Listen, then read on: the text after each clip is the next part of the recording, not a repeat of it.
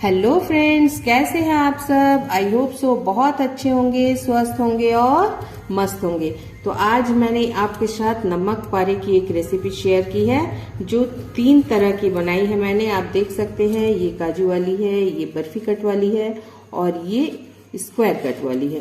तो इस तरह से मैंने नमक पारे तैयार किया है। इसे मैंने कैसे बनाया है, एक ही डो से मैंने तैयार किया है, एक ही डो से 3 कट किए हैं।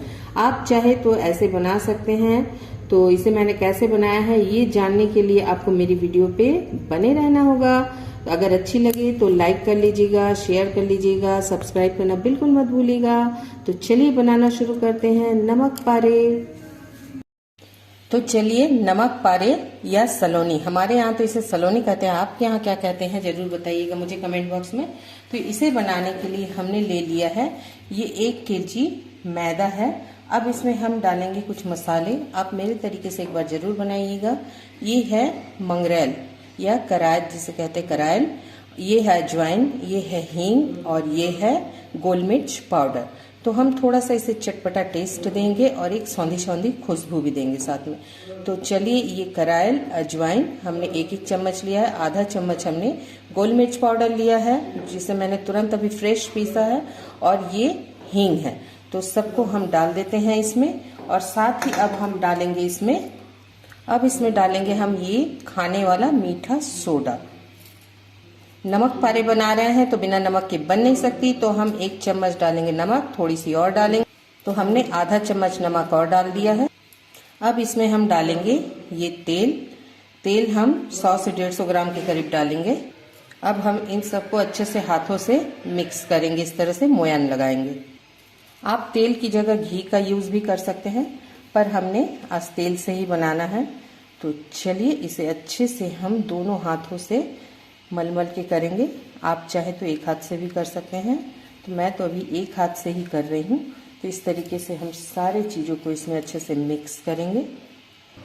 तो हमने 3 से 4 मिनट तक अच्छे से मोयन लगा लिया है। मैदा हमारी दानेदार हो गई है, आप देख पा रहे होंगे। एकदम देखिए, दाना दाना रेत जैसा हो जा रहा है, रेत के कण जैसा। तो इसी तरह से हमें मोयन लगाना है। आप चाहे तो तेल की जगह घी का भी मोयन कर सकते हैं, पर आज हम तेल का ही किया है हमने। तो चलिए, अब इसमें थोड़ा थोड़ा पानी डाल के इसका एक डो तैयार करते हैं। तो चलिए, थोड़ा थोड़ा हम पानी डालते हैं इसमें। एक साथ पानी नहीं डालना है, नहीं तो डो हमारी नरम हो जाएगी। हमें एक टाइट डो तैयार करना है, तो हम थोड़ा थोड़ा पानी डालेंगे और इस तरीके से एक डो तैयार करेंगे। तो चलिए, हम थोड़ा थोड़ा पानी डालते हैं और एक डो तैयार करते हैं। तो देख सकते हैं, हमने पानी डाल के एक डो तैयार कर रहे हैं। तो इस तरह से हमने अभी आधा तैयार कर लिया है। इसमें अब थोड़ा सा और पानी का छींटा डाल के इसे एक जगह इकट्ठी करेंगे। तो चलिए, थोड़ा सा पानी का छींटा और डाल देते हैं और इस तरह से एक डो तैयार करते हैं। तो देख सकते हैं, नमक पारे के लिए हमने एकदम टाइट आटा गूंथ लिया। ये देखिए, बहुत टाइट है। आप जितनी टाइट आटा गूंथेंगे, नमक पारे आपके उतने ही क्रिस्पी बनेंगे। तो चलिए, ले लेते हैं एक टिफिन बॉक्स और उसमें इसको रख के आधे घंटे के लिए रेस्ट के लिए छोड़ देते हैं। तो चलिए, ढक्कन लगा देते हैं और आधे घंटे बाद मिलते हैं। तो चलिए, ये आधे घंटे हो चुके हैं। मैदा हमारी बहुत अच्छे से नमक पारे की तैयार हो गई है। तो हम उससे 3 रकम की आपको कटिंग करके दिखाऊंगी। तो चलिए, हम थोड़ा सा निकाल लेंगे मैदा और इसे फिर से हम ढक कर रखेंगे ताकि ये ऊपर से पपड़ी ना बने या सूखे ना। तो इसी तरह से आप ढक कर के ही काम कीजिएगा। तो चलिए, इसको सबसे पहले हम थोड़ा रोल कर लेते हैं। तो हम इसे थोड़ा सा हाथों से मल लेंगे और इस तरह से पेड़ा एक निकाल लेंगे और फिर इसे बेलेंगे। तो चलिए, इस तरह से हम बेलते हैं। इसमें हम ना तो मैदा का यूज करेंगे ना तेल का, हम ऐसे ही बेलेंगे। ये इजीली बेला जाती है। तो इस तरीके से हम बेल लेंगे।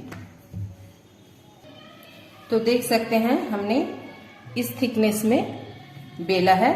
तो इस तरह से हमने बेल के तैयार कर लिया है। अब आपको मैं दिखाती हूँ, इस एक जो रोटी है इसमें मैं 3 रकम की आपको दिखाऊंगी। तो सबसे पहले हम इस तरह की एक ढक्कन ले लेंगे। ये हींग का ढक्कन है, हींग के डब्बे का। तो इससे हम काजू जैसा शेप में काटेंगे। तो इस तरह से आप काजू जैसा शेप निकाल लीजिए। ये दिखा सकती हूँ आपको। ये देखिए इस तरीके से हम काटेंगे, तो इस तरीके से हम काजू शेप में निकालेंगे। तो इस तरीके से ढक्कन से आप छोटी बड़ी कोई भी ढक्कन ले सकते हैं, और इस तरीके से ये देख सकते हैं हम इस तरीके से कटिंग कर लेंगे। ये काजू शेप में आ जाती है इस तरीके से। तो चलिए सब कटिंग करके आपको दिखाते हैं इस तरीके से। तो देख सकते हैं ये मैंने कुछ काजू शेप में काट लिए हैं। आप चाहे तो ये शेप बच्चों को बहुत पसंद आते हैं। अब आपको 2 शेप और दिखाती हूं मैं। तो चलिए अब दूसरी शेप दिखाती हूँ। दूसरी शेप के लिए हम इसे थोड़ा सा कट करके बराबर कर लेंगे। तो चलिए इसे हम निकाल देते हैं साइड से इस तरीके से। अब मैं आपको दिखाती हूँ ये एक शेप हम ऐसे भी काटेंगे, इसे इस तरह से लंबी लंबी काट लेंगे और फिर इसे हम अलग करके इस तरीके से लंबा लंबा कर देंगे। आप चाकू की मदद से कर सकते हैं, या तो आपके पास पिज्जा कटर है तो उससे भी कर सकते हैं। तो इस तरीके से हम एक शेप में और कर लेंगे। ये देख सकते हैं। तो ये दूसरी शेप हो गई हमारी। आपको जो शेप पसंद है आप उस शेप में काट सकते हैं। तो चलिए इसे भी कट कर लेते हैं इसी तरह से। इस तरह से हम एक साइज में कट कर लेंगे। तो इसे भी हमारे यहाँ सलोनी कहते हैं। आपके यहाँ क्या कहते हैं जरूर बताइएगा। कोई इसे नमक पारे कहते हैं, कोई इसे सलोनी कहते हैं। तो ये हमारी दूसरी शेप हो गई। अब तीसरी शेप दिखाती हूँ। तो चलिए अब तीसरी शेप में भी आपको दिखाते हैं। उसके लिए हम इस तरह से कट कर लेंगे इस तरह से, और फिर हम इसे थोड़ा सा ये ट्रायंगल शेप दे देंगे इस तरीके से। तो ये भी एक शेप होती है। मेरे यहाँ बच्चों को ज्यादातर ये जो बर्फी वाली शेप है यही पसंद आती है। आपके यहाँ बच्चों को क्या पसंद आती है जरूर बताइएगा। तो ये देखिए ये भी शेप आपको दिखाती हूँ। ये देखिए इस तरह के शेप। तो चलिए अब सब ट्राई करते हैं। हमने कढ़ाई में चढ़ा दिया है तेल और गैस की ओर चलते हैं। तो तेल हमारी गर्म हुई कि नहीं उसके लिए हम चेक करेंगे। तो चलिए एक छोटा सा टुकड़ा इसमें डालते हैं। तो देख सकते हैं तेल हमारी ज्यादा गर्म हो गई है। तो हम फ्लेम को बिल्कुल 0 कर देंगे और फिर फ्लेम एकदम लो करके फिर डालेंगे। तो चलिए तेल को अब इसमें डालते हैं। तो सबसे पहले हम ये जो ट्रायंगल वाला है इसे फ्राई करेंगे। तो चलिए इसे फ्राई कर लेते हैं। इसे धीमे आंच पे ही फ्राई करना है। तो चलिए इस तरीके से हम चलाते हुए फ्राई कर लेते हैं। तो इस तरह से हम तेल में डाल देंगे। तेल थोड़ा कम ठंडा हो। हमने फ्लेम को एकदम मीडियम टू लो पे रखा है और इस तरह से इसे हमें धीमे धीमे आंच पे गोल्डन ब्राउन होने तक फ्राई करना है। तो इस तरह से हमें चलाते हुए फ्राई करना है। गोल्डन ब्राउन फ्राई करना है हमें। फ्लेम को हमने अभी थोड़ा सा बढ़ा दिया है। चलिए फ्राई करके दिखाते हैं। तो देख सकते हैं ये देखिए आपको दिखा रही हूँ। ये देखिए ऊपर अच्छे फुले फुले आ रहे हैं। तो इस तरह से जब आप फ्राई करेंगे तो ये क्रिस्प बनेंगे बहुत। तो देख सकते हैं ये गोल्डन होने लगी है। 1 सेकंड और हम इसे गोल्डन फ्राई कर लेंगे और फिर निकालेंगे। तो चलिए कर लेते हैं। तो हो चुकी है। अब हम इसे निकाल लेंगे। तो चलिए इसे हम निकाल लेते हैं। फ्लेम को एकदम लो कर देंगे ताकि ऑयल इसकी न रहे। इसे हम निकाल लेंगे एक बर्तन पे। चलिए निकालते हैं।